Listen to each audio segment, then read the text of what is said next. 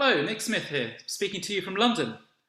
Welcome to number 23 in our series of Alpine ClubCasts with doctors Charlie Clarke and Andrew Pollard talking peaks and pandemics. I really hope you enjoy it. The Alpine Club is in normal times an extremely active club, and we're always looking for potential new members. We welcome both accomplished alpinists and those gathering their experience who may be more suitable for aspirant membership. If you'd like more information on joining, please get in touch with me. I run the Meets programme, and have a look at our website. If you're watching an Alpine ClubCast for the first time today, then a special welcome to you. With us this week, we have members of the Oxford Alpine Club, the Himalayan Club, and the Pinnacle Club, 100 years old this week. A very happy birthday to you, and it's great to have you with us. If you're watching live on YouTube or Zoom, please add any questions for tonight's speakers to the chat as we go along. We'll try to get those answered at the end. And as usual, anyone in Zoom, you will be unmuted at the end for any applause, and do stick around for a chat.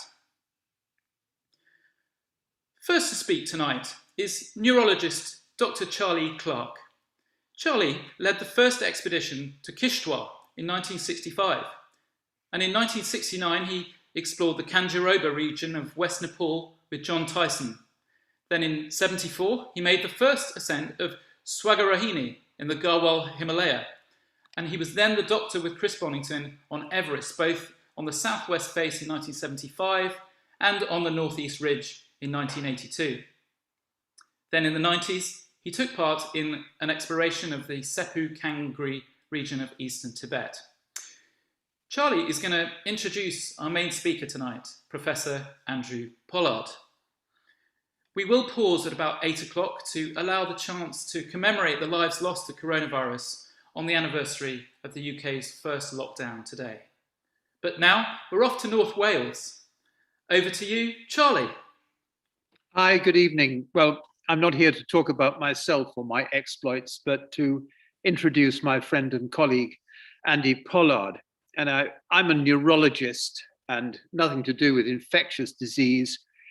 And I always think of Andy as a medical student in the 1980s at St. Bartholomew's in London, where we met. And now Andy's a professor in the full swing of a vitally important practical aspect of academic medicine. But I'd first like to mention a most distinguished Alpine Club member who brought Andy and I together and inspired us both. And this man was Dr. Charles Warren, doctor on the 33 Everest expedition, a pediatrician, a distinguished expedition mountaineer, and one of the most modest men I've ever met. Charles Warren was one of the founding members of the Barts Alpine Club, and some of you are here this evening. And that's where Andy and I came together and developed an interest in altitude medicine. Charles Warren was an inspiration. And if anyone takes the trouble to read his obituary in the AJ, they will understand why I simply want to remember him. He even gave me his boots. And here they are, these wonderful Trikuni boots from the 1930s. So in a moment, over to Andy. I devoted a lot of my time to climbing, as you've heard, and just a little to neurology. Andy and his colleagues have done something different, and in Oxford, they have achieved something so worthwhile and that we are all most grateful for. Trevor Campbell-Davis suggested this lecture, and I'm looking forward to hearing Andy's story, his story of discovery that has helped us all deal with the worst global epidemic of our lifetimes. Andy. Thank you very much, Charlie, and thanks to the Alpine Club, and especially to Trevor Campbell-Davis and Nick for inviting me to come and speak with you today. I'll just quickly share my screen. Bear with me. And I'm going to talk about 3 peaks and 3 pandemics, if we can use that term fairly loosely. And as Charlie said, Charles Warren is a really important figure in having, for me personally, being a pediatrician, which is what I do here in Oxford. I'm a paediatrician looking after children with infectious diseases, but also in the involvement at Barts, which really was where I first became interested in mountains, and very much, as you can see here, at the Alpine Club, but it's actually the Barts Alpine Club. And Charlie was absolutely instrumental in, as presidents of our medical school society, in inspiring us and bringing a whole group of us together to a shared interest in both mountains and in mountain medicine, as he said. And I think it's absolutely of critical importance to me that Charlie very much took me under his wing and gave me lots of opportunities that really launched many of the later things that I have been able to do in my career, including involvement in writing and conferences and so on, that was critical for the start of an academic career, which began in those days as a medical student at Barts.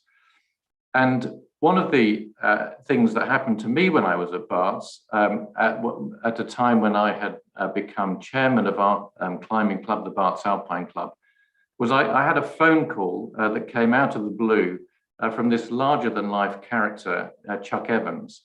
And Chuck phoned up and said, look, I'm going to India to climb a mountain, and it's all set up, and I was supposed to go with my brother, but he's dropped out. So I thought it'd be a good idea to ask some medics to come with me. And I'd never heard of this guy, I didn't know who he was, and was very alarmed by the introduction he gave. But I found a little bit more about him, talked to Charlie about him, and it turned out that his father was Charles Evans, and that Chuck had grown up in a good mountaineering tradition with Charles Evans. As you'll know, Charles Evans climbed to the south summit of Everest on the 53 expedition with Tom Bourdillon, and then returned down, having prepared the way for the summit, which happened 3 days later. And I think really that phone call got me particularly interested in the high mountains beyond much of the climbing that we were doing as students, both in the UK and in the Alps, to go to climb this mountain, Jaonli, with a number of friends, including Andy Knight, who I think is on the call this evening. And Jaonli is here in India, in the Garhwal Himalaya, as you can see on this map. And this was a view of one of our camps on the walk-in, looking down the valley, and you can see with Chuck's flair, he'd remembered to bring his Union Jack with him, which flew at each of the camps, and a fantastic arrival at altitude. And then the evening, two of the other members of the team encouraged me to come out of my tent to look at the sunset, and that's when I discovered just how bad my mountain sickness was. And I had the most awful night here on this trip. We went on to successfully climb Jaonli, which is a 6,000 meter peak, had an absolute wonderful time. Here I am on the ascent, and this photo is particularly poignant because on this slope, you can see a crevasse just below me there. And on the way down, we were avalanched, and I was washed into that crevasse on the way down, which was certainly an exciting way to end that day. Of course, as many of you will know, Chuck sadly died a few years ago, and I'm particularly sad that we didn't make a more recent reacquaintance. He'd been overseas for a number of years, but really important time for me as a student, having this incredible opportunity to get into the high mountains. And as I mentioned, Charlie, back at base in Barts, was working on various different mountain medicine projects. And one of the things he did was encourage me to write up this analysis about deaths during mountaineering at extreme altitude. And at that time, obviously, there was no internet to search, and many hours were spent going through libraries to try and find information about mortality on the high mountains that led to this. And certainly when you first see your name in print, this was a great moment, and have over the years since then many times remembered those first trips into writing. On the way down from Jaonli, we had the opportunity to go trekking in Kashmir, and here was the first time I experienced lockdown, because we arrived in Kashmir on Lake Dal, stayed in a boathouse there just as there was a curfew brought in, and we were initially under house arrest in a hotel on the land, and then eventually in a houseboat for our own safety, because of the disruption that was going on in Kashmir at that time. And from there, we had a wonderful trek in the mountains of Kashmir, completely oblivious to the dangers all around and people being kidnapped in these hills at the time. And I think this photo really reminds me of a critical bit that I want to tell you about now, which is about infections, and particularly gastroenteritis, which many of us who have traveled to this part of the world will be very familiar with. And there are a number of different germs which cause this, bacteria and viruses. And I managed to, on this trip, acquire Campylobacter as the cause of my gastroenteritis, and lost about 20 kilos in weight over the next 3 months. So it turned out I had a resistant strain, which I picked up whilst in India, and continued to lose weight for several months after returning back to London.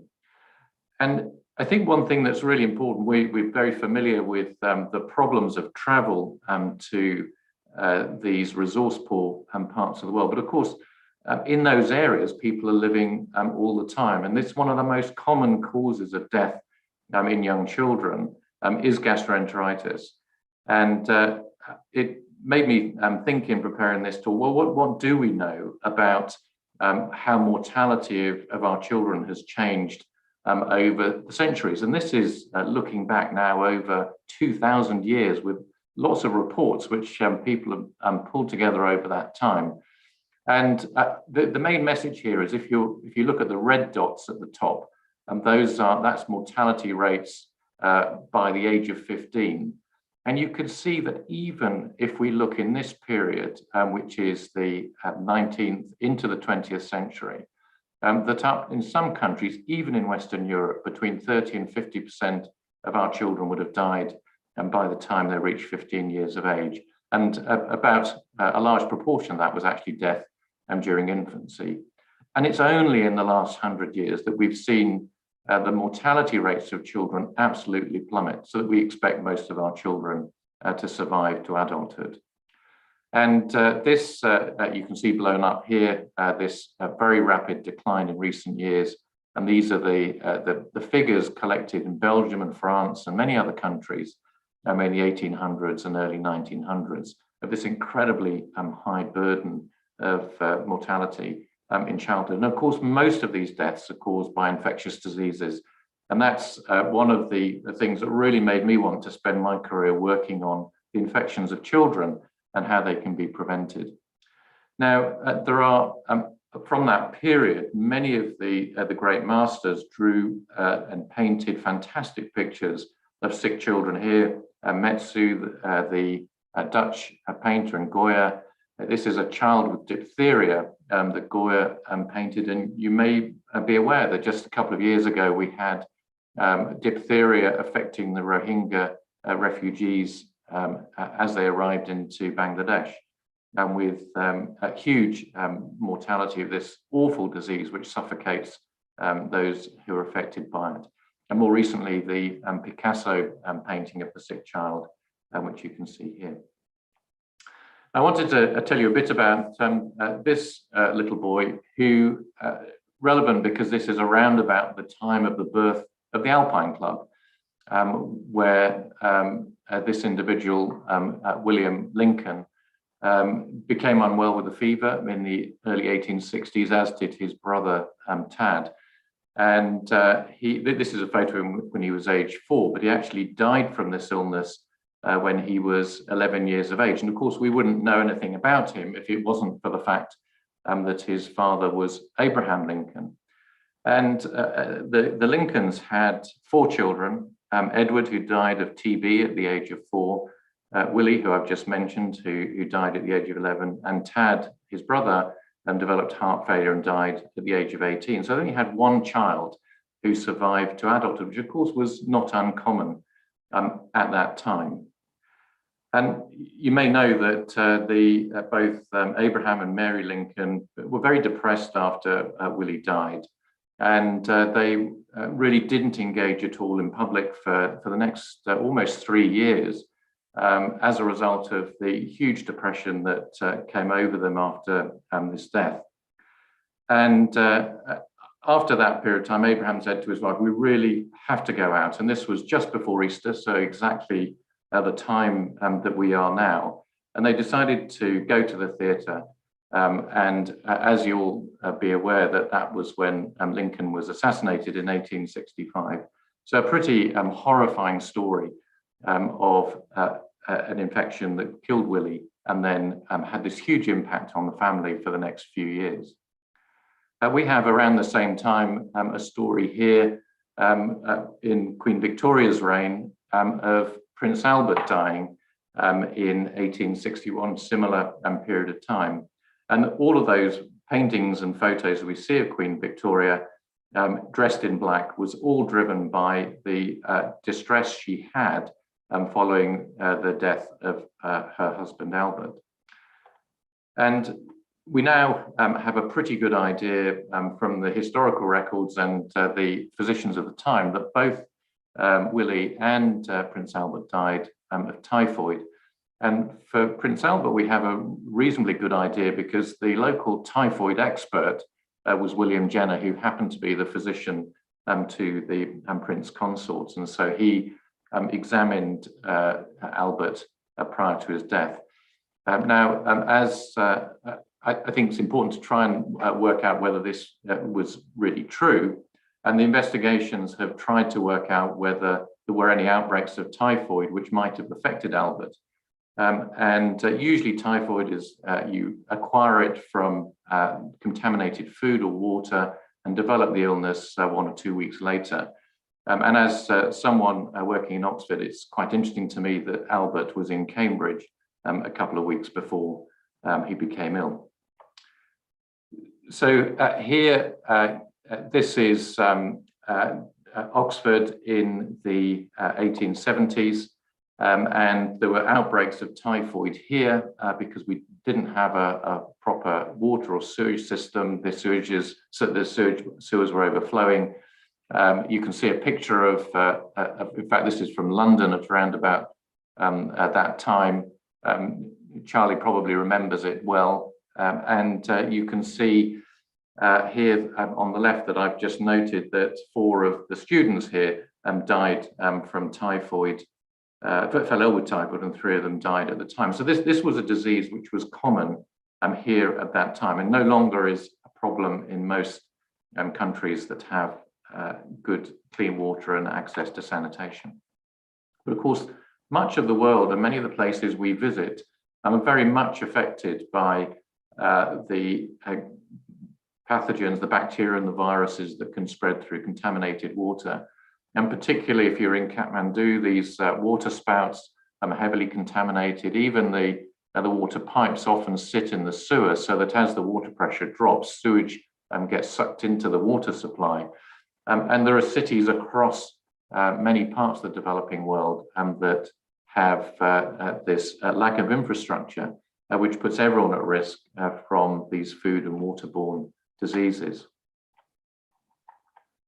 Typhoid fever, as I mentioned, is spread through contaminated food and water, and it really affects many of the populations in South Asia and in sub-Saharan Africa, but particularly in India and Nepal is a real hotspot for this disease, made even more concerning in recent years by the rapid spread of resistance in these bacteria which have spread from South Asia to many parts of the world. And more recently, strains which are almost untreatable in some countries. And of course, the people most affected by these bacteria are children who have a huge burden. In one study that I did in Nepal a few years ago, about 15% of children with a fever who went to their GP had these bacteria in their blood and could have become seriously ill if not treated. So about 10 years ago, the World Health Organization said, we really got to do something about this. We're not going to fix water supplies everywhere quickly to make clean water for everyone to stop this disease. And you may have heard in this coronavirus world about human challenge models. And these are models where you deliberately infect people with these diseases in order to try and understand them better and to test vaccines. And so we set to work here in Oxford in 2011 to develop a human challenge model, where first of all, we grew the bacteria, the wild bacteria that normally cause typhoid. And then we got some volunteers, first of all, to drink some bicarbonates to neutralize gastric acid, and then take some of the typhoid bacteria out of the freezer in the laboratory. Here you can see them growing on a plate. And then our volunteers happily drink typhoid, just as you would if you were a traveler or someone living in these areas where the disease is common. And when they do that, about 2/3 of people develop the symptoms of typhoid if they drink about 10,000 bacteria. And that, because we'd established that we could do that repeatedly by getting them to drink typhoid, we were then able to use that model to test new vaccines. And there was a vaccine which was being developed in India, which we thought looked extremely promising, but it hadn't really been taken on. And so we vaccinated a group of volunteers here in Oxford, and then a month later got them to drink typhoid, and were able to show that the vaccine worked extremely well. And with that information, we could go to the World Health Organization with the data. And that led to new recommendations for global use of this vaccine that was being produced in India, and funding in the global community to start protecting children in those countries where there's a very high burden of disease. And up until that point, there was essentially no use anywhere of these vaccines. A second component of this was to try to look at the implementation of the new typhoid vaccine in countries in South Asia and in sub-Saharan Africa. And so we set out with a program about 4 years ago now to vaccinate 100,000 children in those countries, and then follow them up to see whether they got typhoid or not, whether we'd actually successfully prevented the disease, and provide more information about how to implement the vaccine in these settings. And here you can see in Kathmandu, here I am meeting with the local mayor in Lalitpur in Kathmandu, cleaning clinics out ready to start our vaccine campaign. And here you can see two of the doctors, Diksha, a pediatrician, and Mila, one of the senior research fellows, with the cold boxes with typhoid vaccine in it. And over the next few weeks, we vaccinated 20,000 children in that region in the south of Kathmandu. And here you can see children coming into the clinic with our team of local staff who are running the clinics. And to follow them up, we needed an army. And so in the end, we had to hire about 200 staff who were then following these children over the next couple of years to work out just what the burden of typhoid was in those who were vaccinated. This is the first baby who was vaccinated during the course of the program.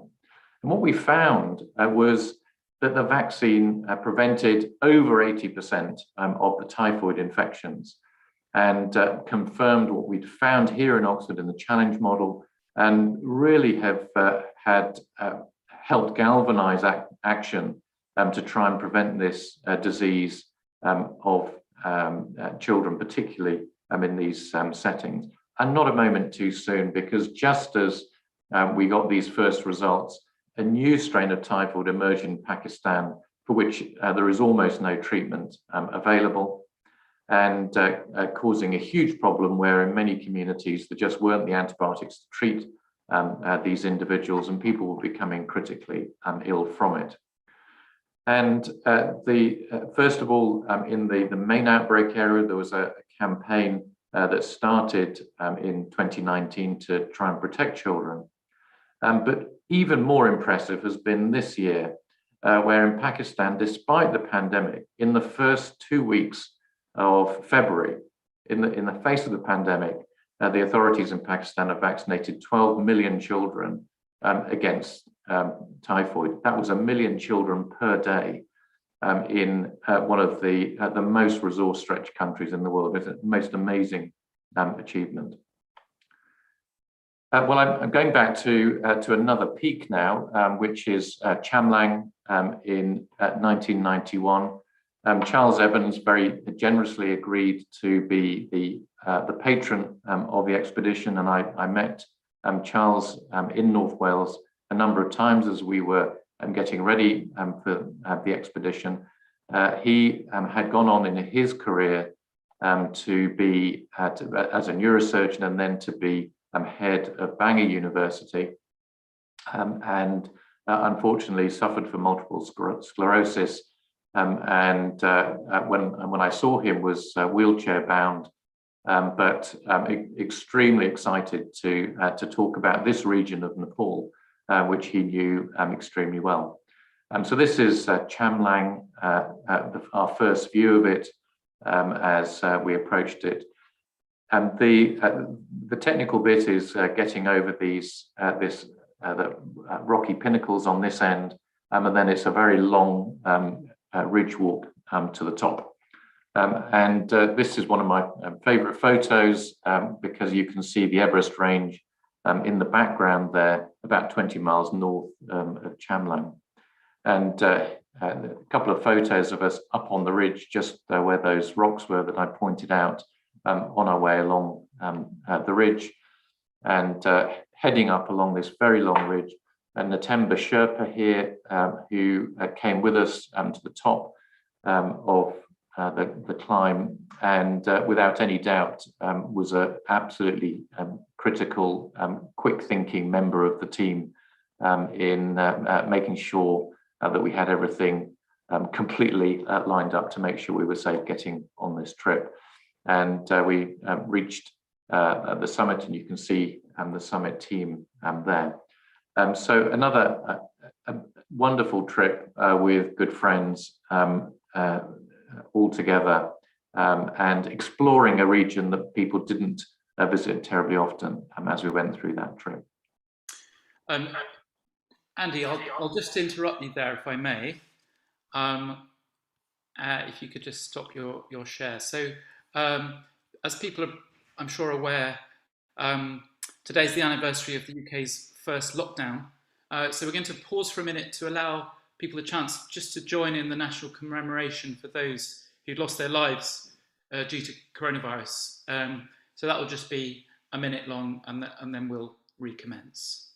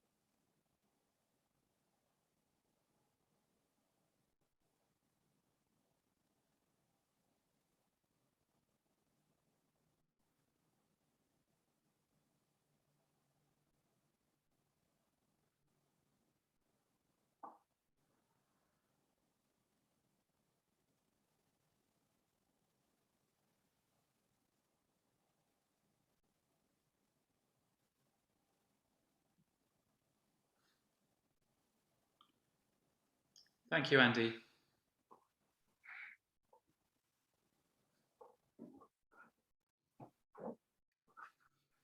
This trip that I've just described on Chamlang was in 1991. And about 10 years later, I started getting calls from colleagues in Kathmandu, this hospital, Patan Hospital, saying, please, can you come and help us? We've got a problem working out the causes of meningitis in children in the hospital. And it took several years to get funding together to start work on a new program to work with colleagues in the Paediatric department at Patan Hospital in the south of Kathmandu. This is a photo in 2005. The front of the hospital has been completely redeveloped, so you wouldn't recognize it today. But this was a really, for me, important connection because a real interest of mine was in trying to understand how we could better control the causes of high mortality in children, particularly in the developing world. And the number one cause of death in the under fives is pneumonia. And here you can see just the global distribution of where those deaths occur. And they're very much concentrated in South Asia, as you can see here.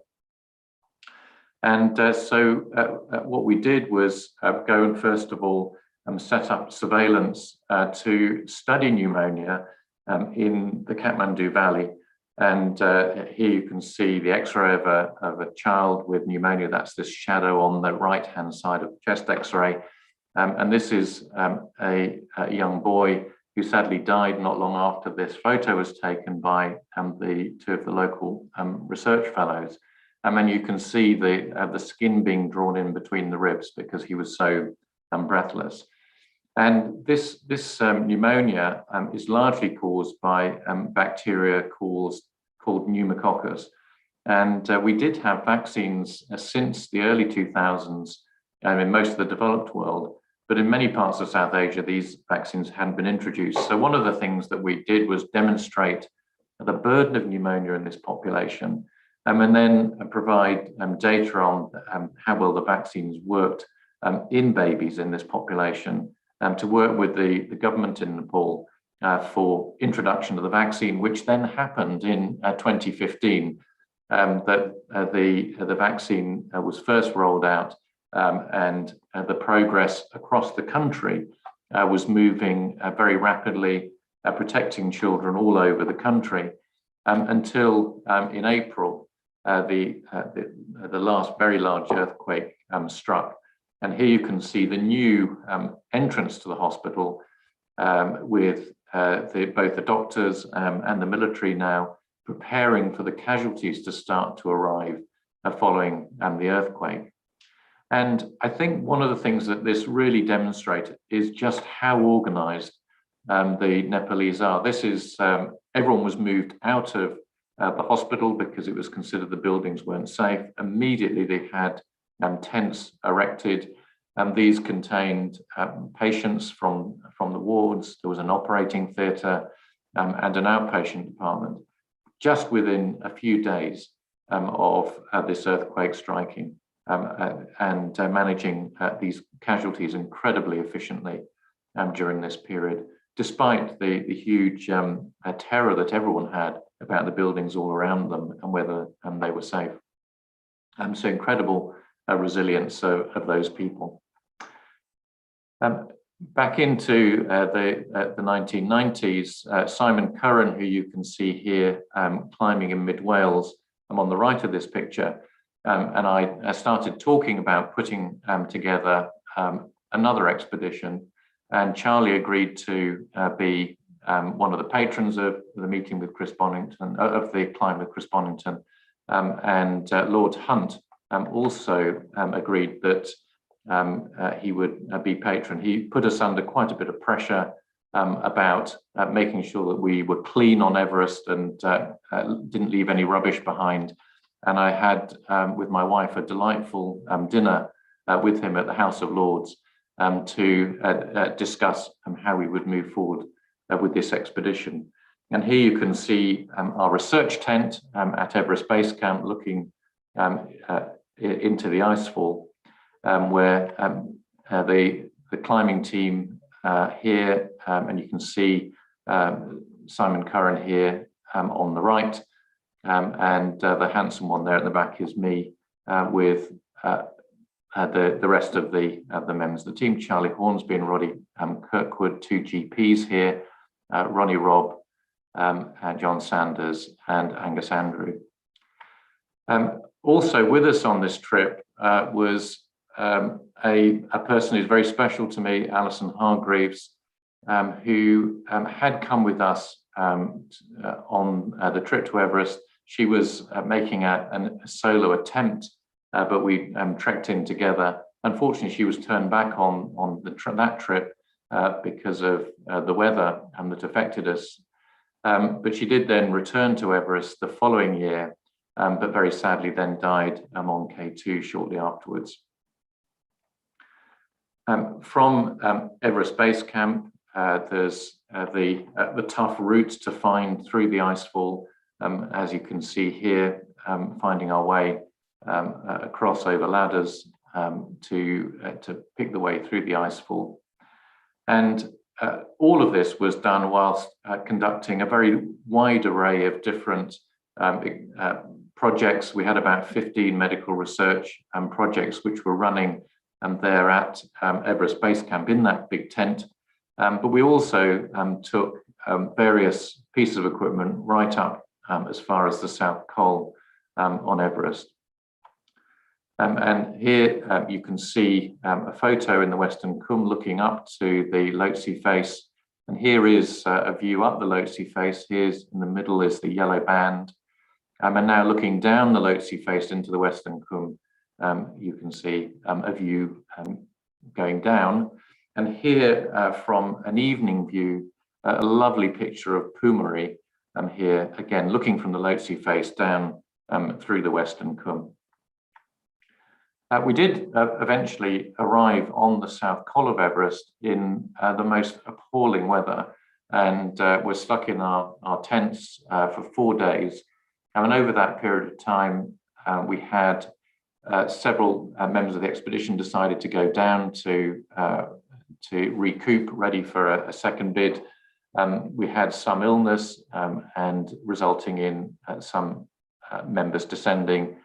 And Alison Hargreaves was also on the South Col at that time and decided that without oxygen, she couldn't continue for the number of days we were stuck in this storm.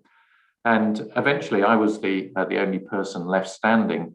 And apart from the Japanese group who are in these blue tents, you can see just behind one of our trashed tents that have been hit very hard by the wind. And the Japanese said, well, why don't you stay on the South Col and climb with us? The next morning was a beautiful morning, and you can see our tents here and the Japanese tents on the South Col. But unfortunately, they had run out of oxygen and they decided not to climb.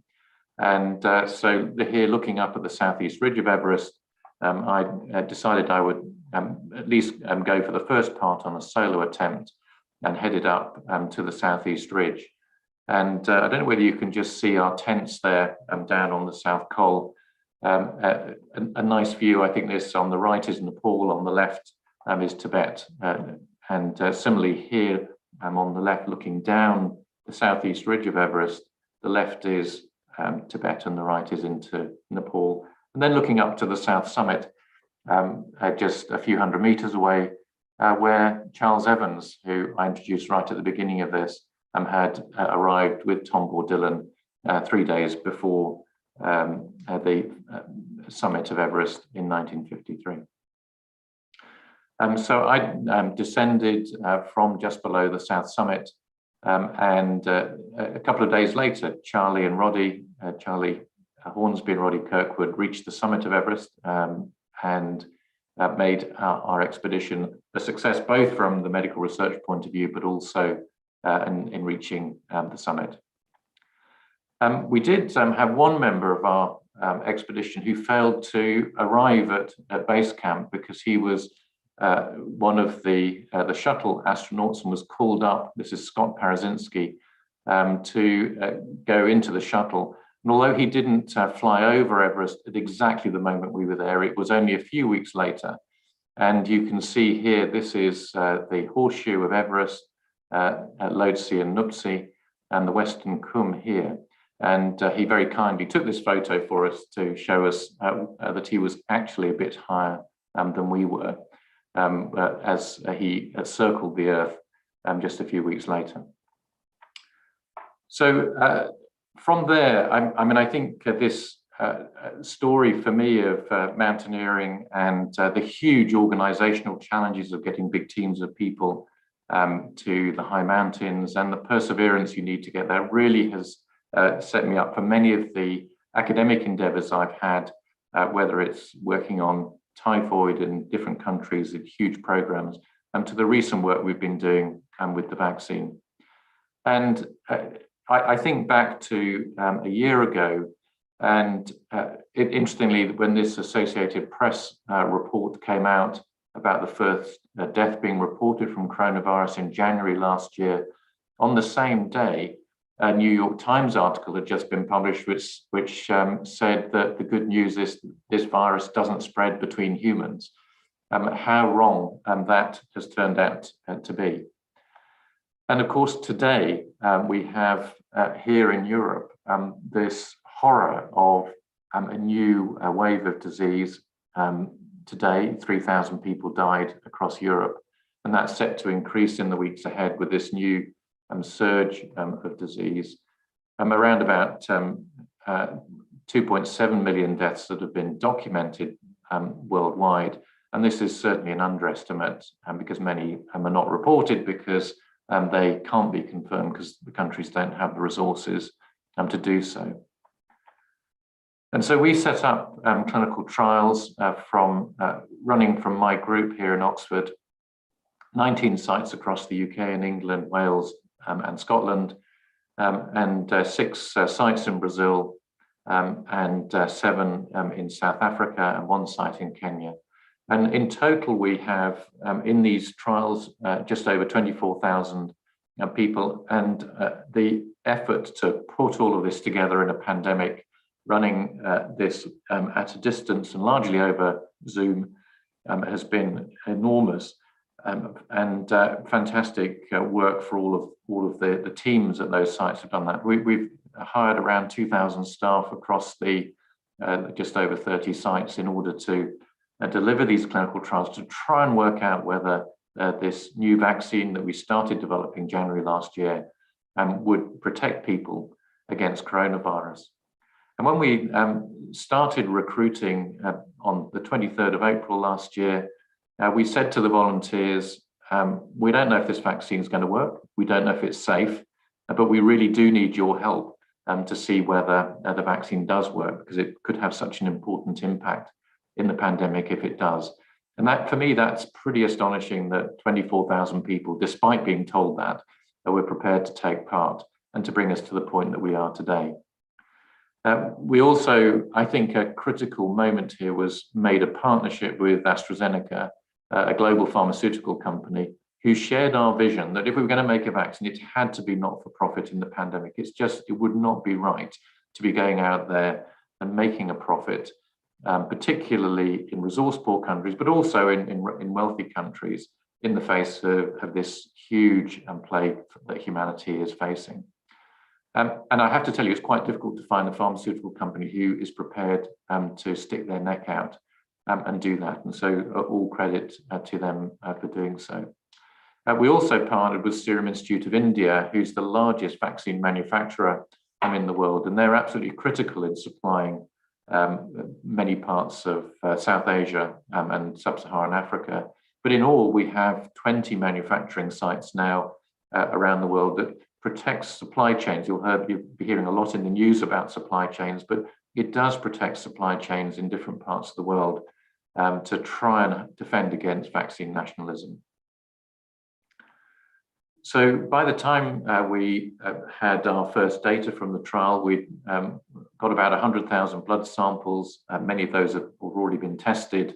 and about 500,000 pages of data, all of which had to be analysed for these trials, and considerable interest from politicians and from royalty about what we're up to. And it's been great to have such support from the various different types of leaders that has been, I think, very clear and consistent here in the UK, which has been really important in establishing everything from the funding of the programme here. The trials here cost about £30 million, so that's been enormously important to have the funding underpinning the work, but also in supporting all of us with the various different security threats that have been and other challenges that we've had to face. So we started back in January of last year, when we amazingly, you can email the sequence, the genome sequence of the coronavirus, which came by email in January of last year to allow us to start making the construct of a vaccine. And we had the first doses in vials that we made here in the manufacturing facility just outside my office where I'm speaking on the 2nd of April. And we had all of the safety checks of the vaccine completed by the 22nd of April, and the next day we started the early phase trials, moving through the later phase trials in the UK, Brazil and South Africa in May, to then finally to bring us to the authorization by the MHRA, the UK regulator, at the end of December. And amazingly, the vaccine, we were able to get results by November showing that no one who was vaccinated was hospitalized or died. So it was amazing that just in that short period of time, we were able to establish that, and also the high efficacy. And normally in the vaccine programs I've been involved with, they take between 5 and 15 years from end to end. And here, the whole process has only taken 11 months. And from the first dose going into someone, we've received approval in just 8 months. There have been a huge amount of press interest, and certainly my experience is you can't say anything without it appearing somewhere in the news. Here I was talking to some alumni of Oxford University in America, and the Daily Mail published the next day, "No hope of normality until July" was the headline that came out immediately. And there has been lots of positive stories and some fake news, which have been incredibly disruptive to the operations of our activities over the course of the last year. I wish with most of the research I've done, I could get this amount of interest in what I'm doing, but perhaps that's something which is best avoided given the experiences of the year. So the MHRA approval was in December. The first doses were given on the 4th of January. The European Medicines Agency gave their approval at the end of January, the World Health Organization in February, and then they licensed 2 sites, one which was in the south of Korea and the other in India, that then allowed the COVAX facility, this international facility that allows vaccines to be distributed to the developing world, was activated from the 24th of February.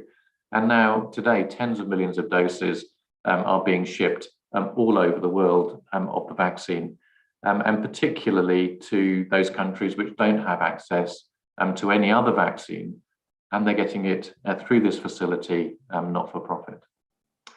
So I'm going to end here. I mean, I think there's something very similar about working in this sort of area of research that's directly translates into providing new interventions that hopefully will be life-saving. In fact, we know thousands of lives have already been saved by the rollout of the vaccine. But you have to have determination and perseverance. There's a huge reliance on teamwork. The team around me that's been supporting this is huge. It's 2,000 people, and they've been absolutely fantastic. And we have to be resilient to everything that's being thrown at us in the pandemic that makes it so difficult to continue moving forwards in the right direction, which feels very much like pushing up a mountain in low oxygen. And I think one last thought is that beyond the pandemic, although children are relatively unaffected by the virus itself, the impact on children of the lack of education, the disruption of the health system, the fact that we currently are facing a global measles outbreak because they've not been vaccinated, really is a worry about the future. And we have been doing so well. This shows the decline in under 5 mortality that has been during my career. And in more recent times, we've seen considerable decreases. We don't know what's going to happen next, but it's interesting to project these lines forward, that if we continue with the rate of progress we have at the moment, if you live in Nepal or India, by around 2030 to 2035, your chance of dying in the first 5 years of life shouldn't be very different from here in the UK. But I am a bit worried that this pandemic will have disrupted that progress, and we've got a lot more work to do. And I think that's something that we really owe it to people in all these parts of the world that we travel to. Thanks very much, and thanks for listening. Well, thank you very much, Andrew. Yes, so we're really grateful that you found the time to give such an interesting talk. I must say, it's really great to see those pictures on Everest as well. Okay, folks, so if you have a question for Andrew or Charlie, in fact, this week we're inviting people to type their questions into the chat on Zoom or on YouTube, and we'll monitor those and then I'll read them out. And while we're waiting for those to come in, the burning question, I think, on everyone's lips, I'll address this one to you, Andy, if I may, is will we be able to get back to the mountains this summer? Well, it's a very difficult question to answer. I mean, I think the uncertainty at the moment is what happens next, and I think because we've got such high vaccine coverage already, and hopefully in the next 3 weeks, most people over 50 will have been vaccinated. That means that the risk of people going to hospital or dying will be plummeting when we do get the next wave of disease. And we will have another wave of the virus coming. And the main question is the extent to which, as time goes by, that protection will be sustained, whether new variants are going to threaten that level of protection or not. And so these unknowns mean that governments are going to have to keep revising their plans, even though we'd like them to be certain. They can't be, because we're not certain. We don't quite know what's going to happen next. If we can stick with the variants that we've had so far, then I'd be very optimistic that we'd have some, at least internal travel in this country in the summer. And so I hope that we will get to the mountains, although I suspect that everyone that we know will also be there, and everyone that we don't know will be there as well, so it could be quite busy. I think it's unlikely that there'll be a lot of international travel, if any, because of the new wave of disease that's arriving in Europe. And that isn't just with the variants that we've had so far. It also includes, in some countries, the variants like the one from South Africa called B1351, which we're much more concerned about at the moment. And we really do want to keep that out whilst we're understanding more about it and working out whether we need new vaccines to cover those variants. So I think for those reasons, it is appropriate to be cautious as we go forward into the summer months. I do think that being outdoors is the best place to be, and the chances of transmission there are very low.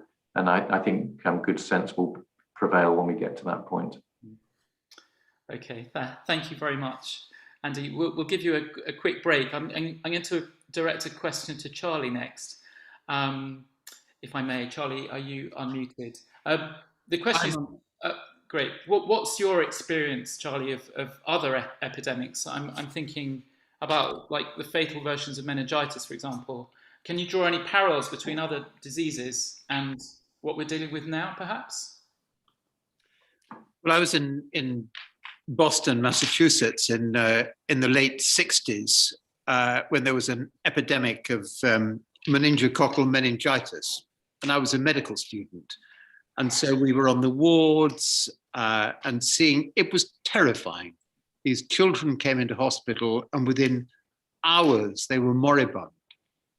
There were, I think, 10 staff, our students and the junior house staff, and we lost one of our house officers who didn't feel very well one night, went back home and was nearly dead in the morning. So it was the most frightful disease, and the meningococcal vaccine that was developed thereafter has revolutionized that fatal disease. Thanks, Charlie. Melanie, do you want to, if we unmute Melanie, do you want to come on actually and ask your question? Okay, yeah, I'm unmuted. Great. Hello, everyone. Thank you, Andy, for the talk. Very interesting. My question is that the COVID vaccine development was really quick, which was great. But do you think that there are any lessons that we've learned from that process that could be used to speed up vaccination development or in the future? Or do you think that after the pandemic, we'll just go back to like the old timescales? I think it's a difficult one. One of the things that's made it go really quickly has been the funding availability, the focus that there has been on that. Whereas in normal times, you go through each of the steps of development, and as an academic, you then have to reapply for your funding and compete with everyone else to see whether it's the most important priority for governments or other types of funders at the time. And I think that process is necessary to sort out which projects should be prioritized. I think the other thing is that things like the regulatory processes, the regulators have absolutely been focusing on both the treatments in hospitals and the vaccines.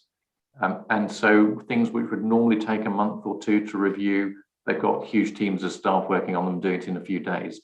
So I don't think if we're trying to make sure we deal with all other diseases that you can have that system in place. However, I do think that there are ways in which some of these very long timelines could be shortened.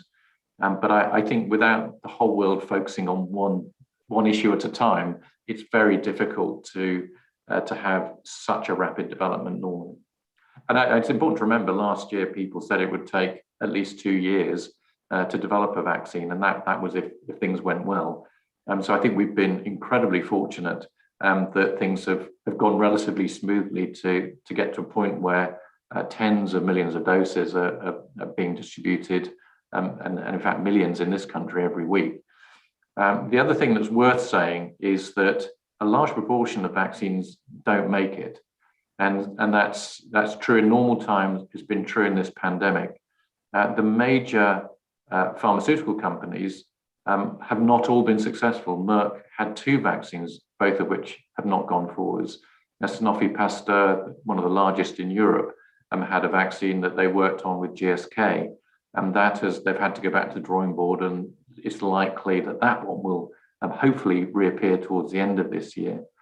And it's only Pfizer, of the big vaccine companies, that's actually got a success. And Moderna, that we all know now as a familiar name, is actually was a small biotech that has been very successful in developing a vaccine. But of the big pharmaceutical companies, it's only really Pfizer that has made a big success. Thanks, Melanie. Yes, brilliant. Questions on variants now. I've got a couple here. Francoise asks, could a variant put in jeopardy the current vaccine? And perhaps a related, Adele, she asks, so what tweaks need to be made to the vaccine to address variants? Do all the safety tests need to be carried out? Yeah, so I think the answer about whether we need new vaccines or not, I don't know at this moment. The jury's out. There's some quite interesting evidence which suggests that the new variants are arising so that the virus can continue to transmit. Because if it can't transmit anymore, it's going to die out. And sadly, that's not really what viruses do. They find ways of adapting to survive once they've got into human populations, they very rarely fizzle out. And in fact, in history, we only have one human virus which has fizzled out, and that was smallpox. But we haven't had any others. So I think it's unlikely that this virus will go away. I think it'll be with us for decades.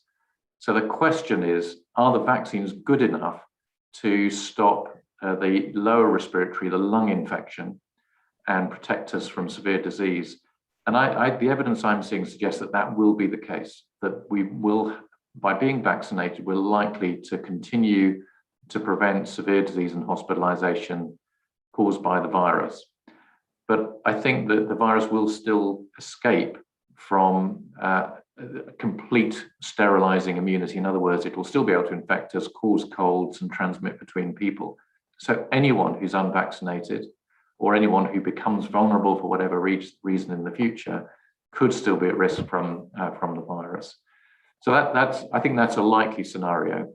But to answer the second question, if that isn't the case, if I'm wrong, then it's a relatively easy tweak to make new vaccines. And in fact, we've already done the tweak here in Oxford. So we've got a new vaccine that could work for the variants. And that's just now going through the production process. And then we have to do very small scale trials in humans just to show that it makes the right sort of immune response. But we don't have to do trials of thousands of people. It's just a short program of a few months for manufacturing and then a month or so of trials. Okay, that's good news. Yes, thanks, Andrew.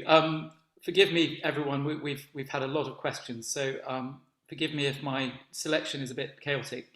I'm gonna go to side effects, Andrew, if I may. Mike Fletcher says, "Thank you very much for the talk, and even more for the vaccine. Do you have any view on why some people get side effects and some people do not? Any correlation between getting side effects and whether you may have been badly affected by the virus?" The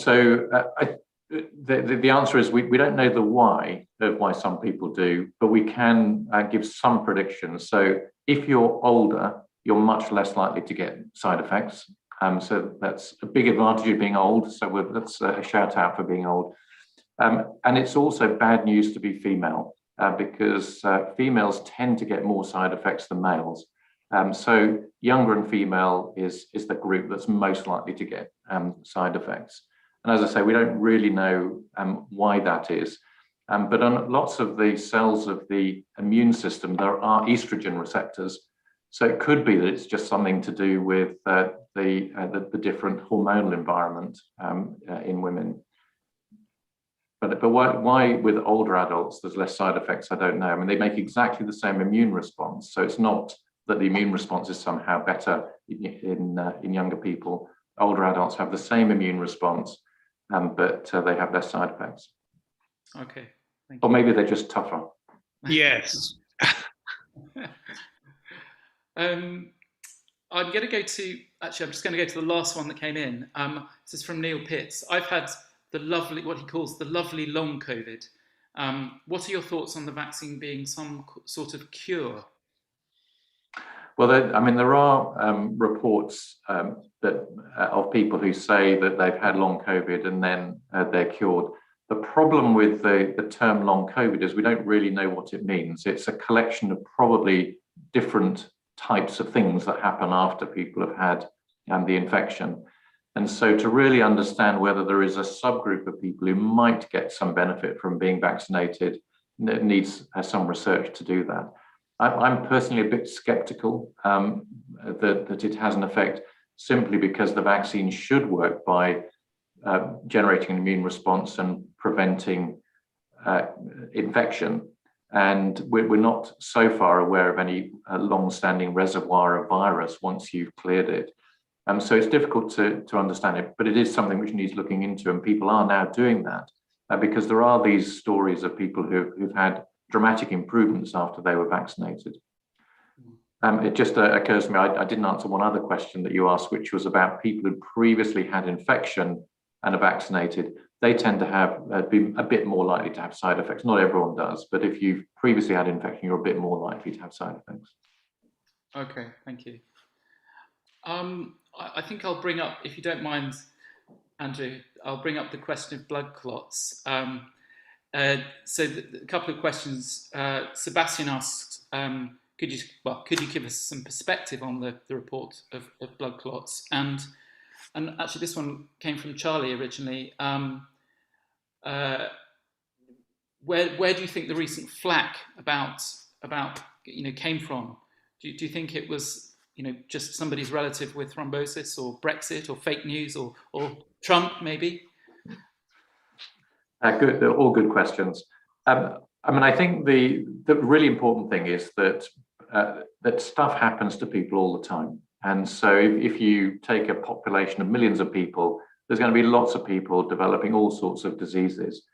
And if you at the same time vaccinate all those people, for everyone who gets anything, they will recently have been vaccinated. And so you've then got to work out whether if someone develops a blood clot or they develop cancer or anything, whether there is any relationship to the vaccine they've just had, or whether it's just coincidence, which is most often the case. And so we rely on our regulators to get all of the information that's provided to them by GPs and hospital doctors about these events that are happening that people are worried about that might have an association. So that's the first line of defense. And so because blood clots are very common, it's about 1 in 1,000 or 2 in 1,000 people per year. So that means each month there are thousands of blood clots that happen. And so if you give thousands of people vaccines, you will start picking up lots of blood clots anyway.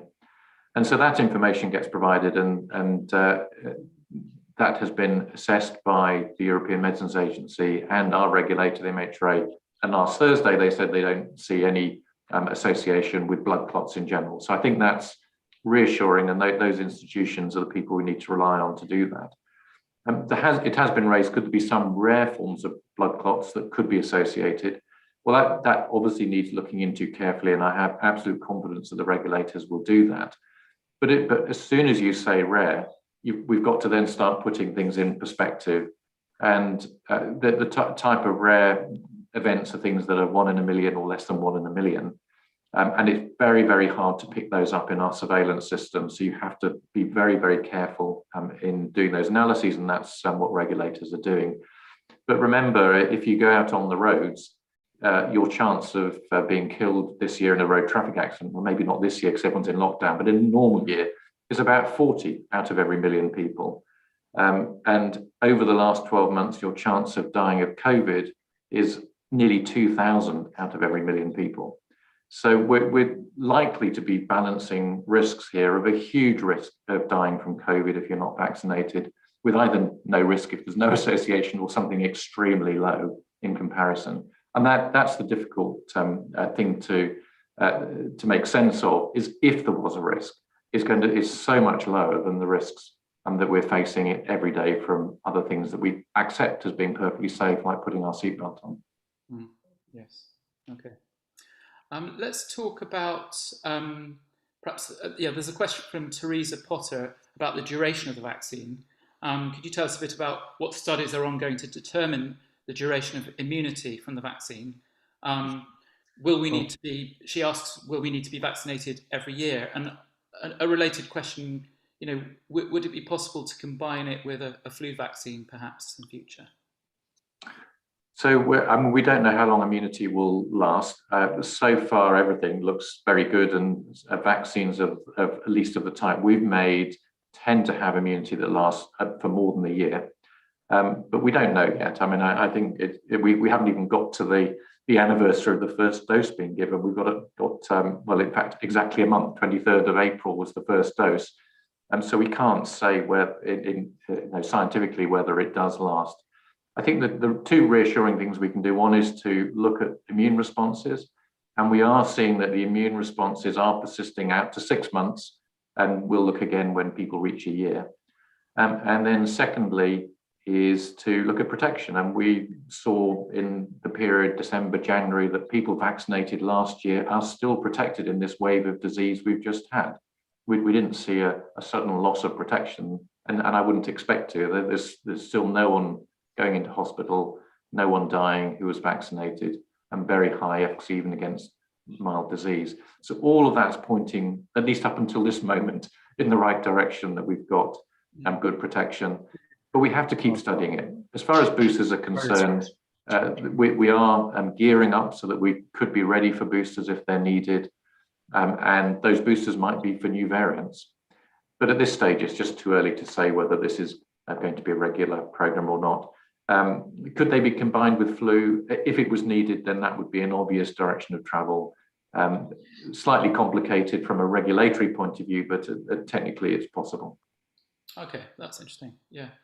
Couple of questions on what happens next.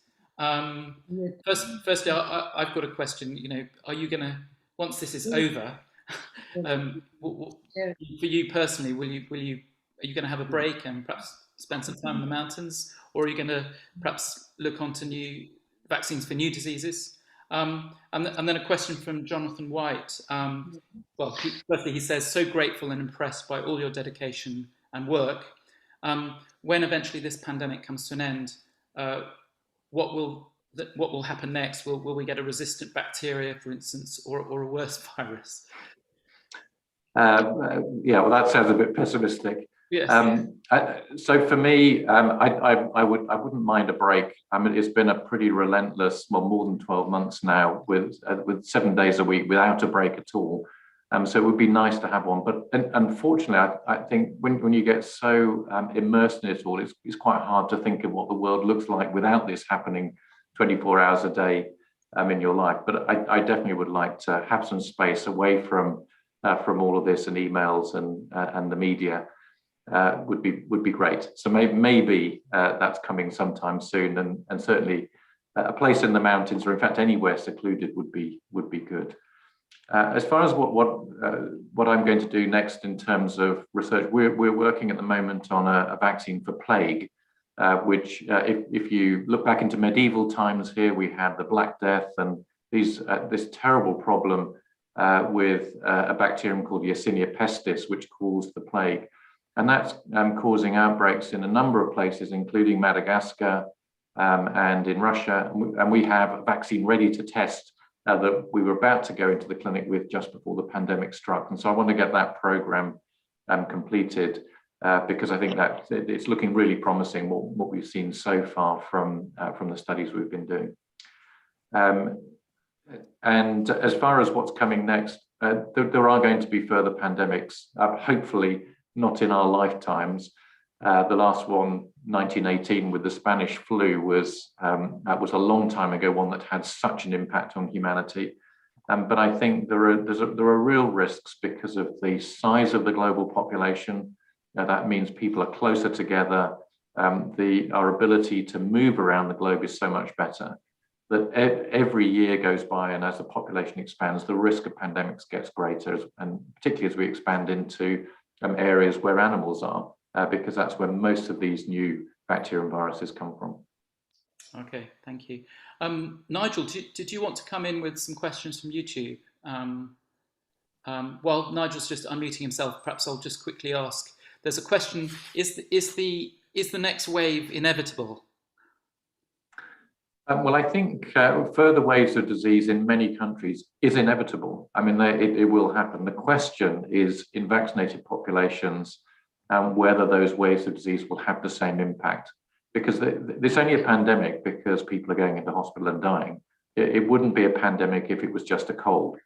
And so that's the question. Can we convert the situation that we've been experiencing with over 120,000 deaths in this country into one where there is almost no deaths, or even, it may be that we reach a point where there is a relatively small number, but we can then manage those patients more effectively as they become sick in hospital. But I hope we can get to a point where future waves of disease or transmission are not accompanied by the huge impact on the health service. Yes, okay. Nigel, do you want to? I actually think you've asked both of the YouTube questions, one from John White and one from Stuart Allen. Okay, great. In that case, but we do have others. Yes, in that case, may I ask what treatments or actions, this is from Sarah, what treatments or actions will help the infant death rate in South Asia continue to fall in line with the extrapolations on your graph, Andrew? Well, there's a lot of work to be done, particularly around the first month of life, where a lot of the mortality currently is.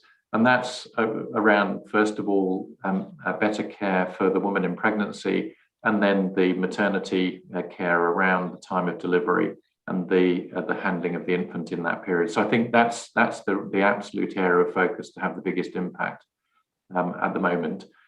Beyond that, there are still the same diseases, pneumonia, diarrhea, which are responsible for a huge proportion of the deaths. And one of the real things that we need to change is clean water. The fact that we've had to work on a typhoid vaccine is crazy. That is entirely preventable by clean water and adequate sanitation. But the engineering challenge and the political challenge to change that is huge. Okay. I think we're just time for a couple more, so, and then we'll give you a break, Andrew. These came from Leo, actually. Perhaps I'll put these together. Are scientists actively tracking which type of vaccine has had the better results than the other? If so, when might we hear the results of that? And also he asks, what would happen if you mistakenly or by design, had one vaccine and then the other? What would happen? Yeah, I mean, those head-to-head comparisons of vaccines have not really happened anywhere yet, but they are being done in a sense in the UK because we've got two vaccines so far being rolled out, ours and the Pfizer one. And Public Health England are looking at the real-world effectiveness of those vaccines. And so far, there's studies published from Scotland, from the University of Edinburgh, from Public Health England and from the University of Bristol, which has shown they're pretty similar in their ability, even in the oldest adults, the over 80s, to prevent hospitalization. So I think that is extremely good news. That's just after just one dose, and then after the second dose, they'll be even better. So the real world data, there's those studies.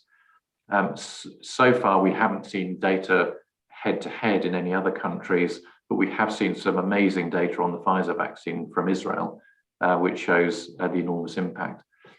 As far as the mixing and matching question is concerned, I'm confident that would work extremely well, because in the end, the way these vaccines are all working is they're educating the immune system about the spike protein of coronavirus.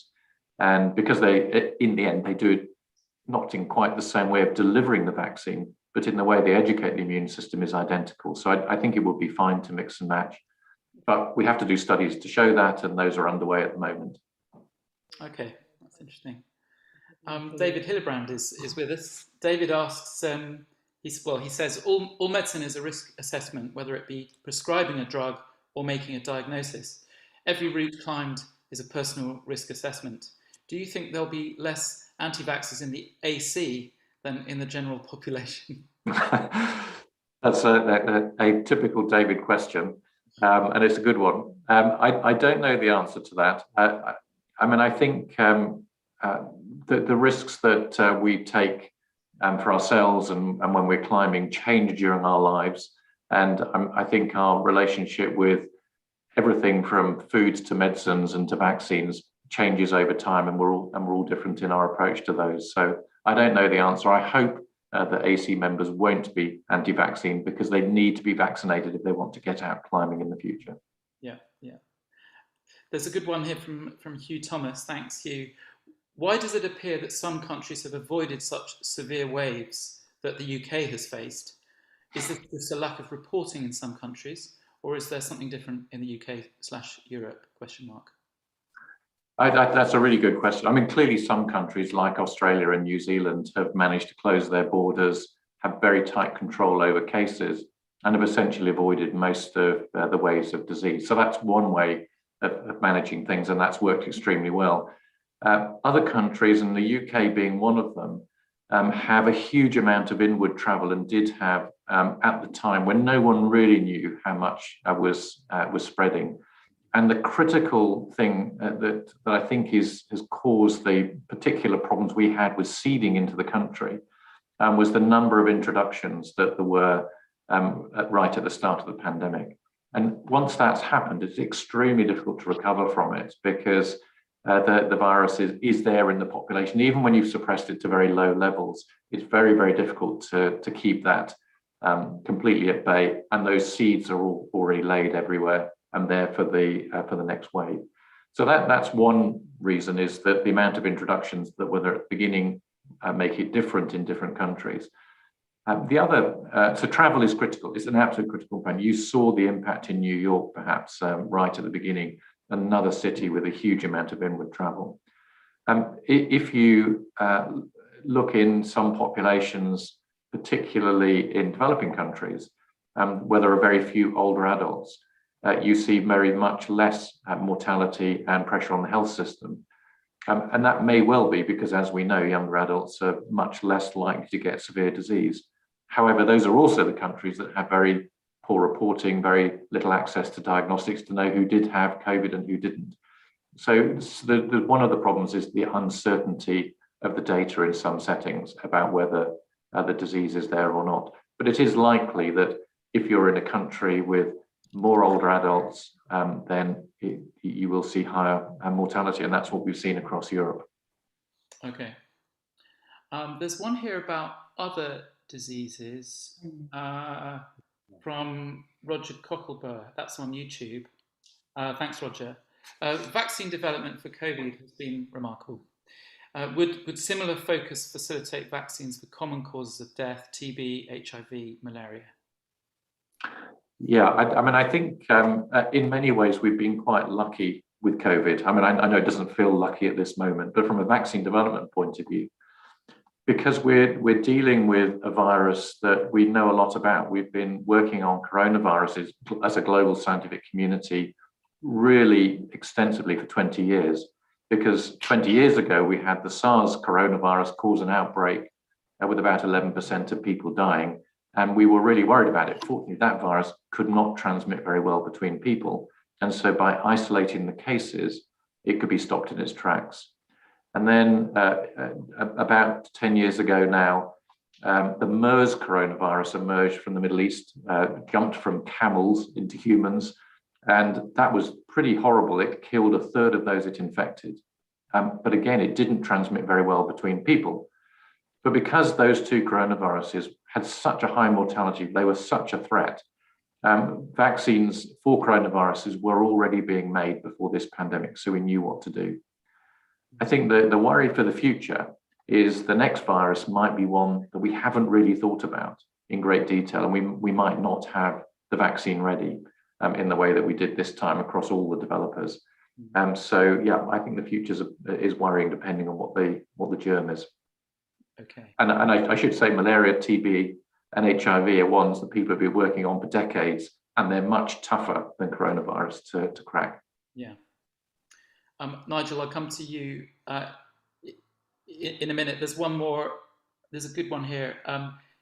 How do you stay cheerful and keep your energy levels up during such a full-on year? That's from Sarah. Thanks for that question. I'm not sure that I have stayed cheerful for the whole of the last year, but I think there's an absolute need, as I said in my talk, to persevere and to just keep going. It's all about resilience, because if you don't carry on, you don't get it right in this situation, the consequences are enormous for the impact that has on, in fact, all of us. And particularly given that our efforts have been so much focused on making sure that we could distribute the vaccine equitably, and it is the main vaccine that is going to the poorer countries in the world at this moment. It's absolutely been critical to keep going. I mean, it's the distribution. There's a question about that actually from Sebastian. Do you see significant political issues in distributing the vaccine, such as the Sputnik vaccine maybe not being accepted in the UK, Europe, Iran not accepting vaccines made in the UK? Do you think political issues are a serious issue for global vaccine distribution? That's from Sebastian. Well, I think in terms of process, that there are the very strict regulatory processes about approval of vaccines. And if any developer submits their package of information here in the UK to the MHRA or to the European Medicines Agency or the World Health Organization, those vaccines are fully assessed, and if they meet the relevant standards, then they can be licensed and distributed. And I don't see that as any obstacle. The world is so short of vaccines at this moment that everything needs to be considered for use. And if it's looked at carefully, the World Health Organization at this moment is looking at all of the vaccines that they've already authorized, Pfizer and Moderna and the Oxford-AstraZeneca vaccine. They're looking at the Chinese vaccines, and they will look at the Russian vaccine. It's absolutely critical that the world has access to all of these tools that we need. Even if all of them produce this year, we have nowhere near enough doses for the 7 billion people on the planet. Okay, Andrew. So there's a comment from Nick Fletcher, Simons, who says, "Thank you so much for your incredible work and for speaking so fantastically tonight." Well, I think I'm going to, unless anyone interrupts me, I'm going to sort of draw things to a close. We're all really grateful, Andy, for the time you've given. Thanks to Charlie. I mean, it is a somewhat busy time for you, so we really appreciate the time you've given. So I'll now just tell everyone what happens next week, and once I've done that, we'll sort of say goodbye, and then anyone on Zoom, you can stick around. So for our next Alpine ClubCast, that's number 24, in a week's time, we're joined by one of the most prolific explorers and mountaineers alive today, Conrad Anker. In 2017, Conrad spent a month in Queen Maud Land in Antarctica, climbing and establishing new routes on the remote frozen towers of the Wolf's Jaw Massif. Jimmy Chin and Conrad Anker tackled a new route on the 3,600-foot Ulvitana. Savannah Cummings and Anna Pfaff summited the towering Holtana, and Alex Honnold and Cedar Wright, using techniques honed in Yosemite, blitzed up 13 different spires spread across the icefield. In total, the team climbed 15 peaks in just 17 days. So we'll see you next week for that, same time. Meanwhile, do have a look at the Alpine Club Library YouTube page, which you can subscribe to. There you can watch, like and share all the previous Alpine ClubCasts. And if everyone could unmute themselves now, thanks all for joining us. Fantastic. Keep safe. Please put your hands together tonight to applaud tonight's speakers. And good night from London. Thank you, Andrew.